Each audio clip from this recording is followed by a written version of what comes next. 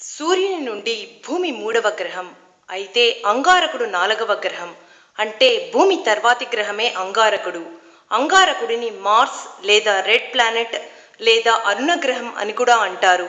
తొలి ప్రయత్నంలోనే అంగారకుడి కక్షలోనికి అంతరిక్ష నౌకను ప్రవేశపెట్టిన ఘనతను సాధించిన మొదటి దేశం భారత్.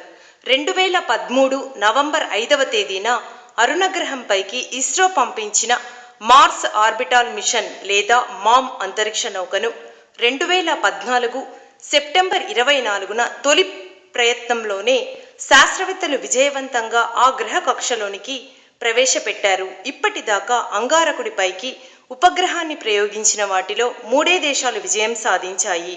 అవి అమెరికా, రష్యా, యూరోపియన్ యూనియన్. అవి కూడా మొదటి ప్రయత్నాల్లో విఫలం అయ్యాయి. చైనా, జపాన్లు కూడా అంగార గ్రహంపైకి రోదసీ నౌకను పంపించినా అవి భూకక్షను దాటకముందే విఫలం అయ్యాయి.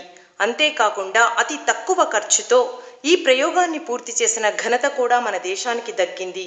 మన మంగళయాన్ కన్నా 2 రోజుల ముందు అలాంటిదే మావిన్ అంతరిక్ష నౌకను అంగారకుడిపైకి పంపడానికి అమెరికా అంతరిక్ష సంస్థ నాసా 5 ఏళ్ల పాటు శ్రమించి 4,500 కోట్ల రూపాయలను ఖర్చు చేసింది. అందులో 10వ వంతు వ్యయంతోనే అంటే 450 కోట్ల రూపాయలతోనే ఏడాదిన్నర కాలం పాటు రూపొందించిన మంగళయాన్ను ఇస్రో అంగారక కక్షలోనికి తొలి ప్రయత్నంలోనే పంపగలిగింది. అందుకే ఇస్రో ప్రపంచ అంతరిక్ష చరిత్రలోనే కొత్త అధ్యాయం లిఖించి అన్ని దేశాల ప్రశంసలు అందుకుంది.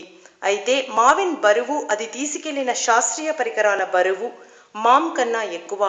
ఆ స్థాయి ప్రయోగాలను కూడా ఇస్రో త్వరలోనే సిద్ధపడుతుందని ఆశిస్తున్నారు.